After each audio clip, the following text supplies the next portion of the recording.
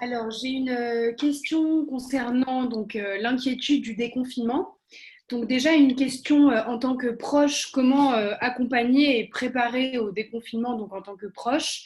Et dans la position de professionnel, comment préparer d'éventuels PTSD si on est formateur? Donc c'est un homme qui est formateur qui pose cette question.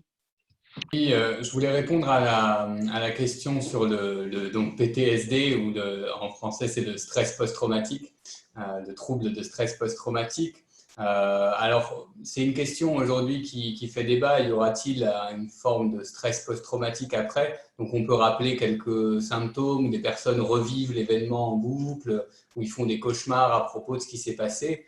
On voit ça plus classiquement quand ce sont des événements brutaux qui confrontent à la mort. On a eu le cas par exemple ici avec les attentats à Strasbourg.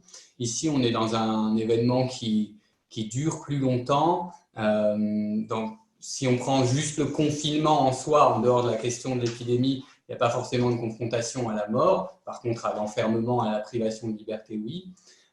Donc les personnes qui sont proches de personnes qui ont eu le Covid ou qui en sont décédées, ou les soignants qui ont vu des choses difficiles, vont être les plus exposés à ces risques-là de cauchemars, de revoir des scènes. On voit aussi du coup se dégager de l'irritabilité, des personnes qui réagissent à la moindre chose ou qui sursautent aussi, qui sont très attentives. On parlait de l'inquiétude quant au port du masque, quant à l'infection, on pourra repérer ce genre de choses-là.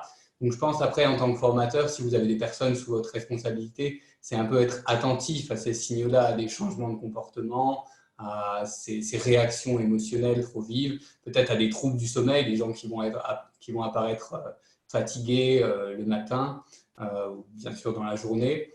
Et dans ce cas-là, comme toujours, si vous repérez des personnes qui sont en difficulté, là encore, le site de CN2R que j'ai nommé au début référence un peu des professionnels près de chez vous et les centres en région. Et si vous avez des questions, vous pouvez les adresser à ces centres.